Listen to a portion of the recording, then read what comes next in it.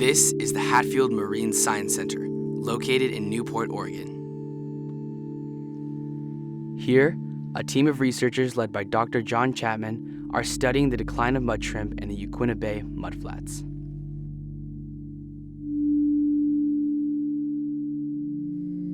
They are hoping to capture mud shrimp that have been infected with an invasive parasite.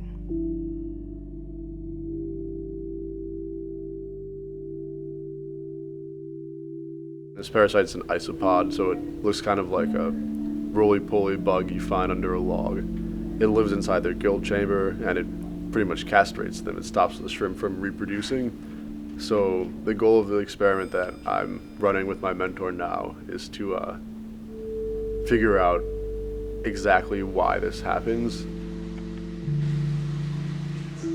This is Dimitri. He's responsible for leading a group of high school students who are helping collect and record the data for the research.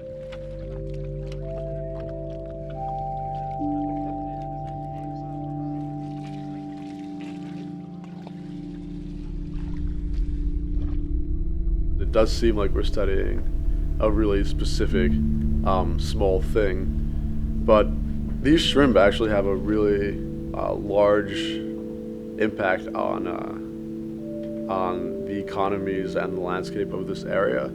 So they're very abundant and they're very close to the base of the food chain.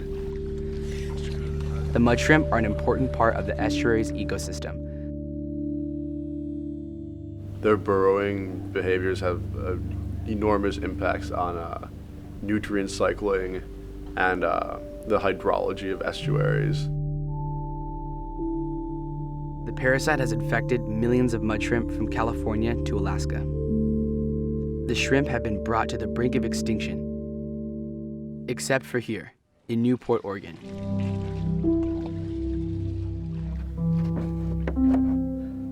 After hours of working in the mud, the researchers bring the shrimp back to the lab. They wash off their gear and get ready for the lab work.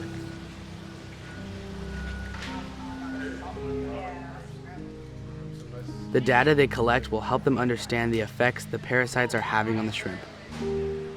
Each day we sort through these shrimp.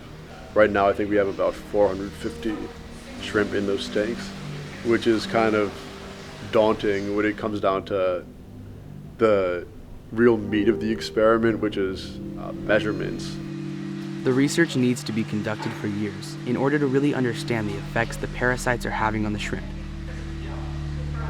And it's up to Dimitri and his team to make sure the research is carefully collected and correctly documented. These high school kids, once they learn how to do this, they are as critical as we are about how it's done. They are the real hammer of the research. They are the ones that get the data that we have to have. We figure out which ones have parasites and which ones don't, and we go through the ones that do have parasites and take photos of the parasites, and we weigh everything, we measure everything. We're trying to figure out what this parasite is, how we can get rid of it, and how we can figure out what's going on with the shrimp.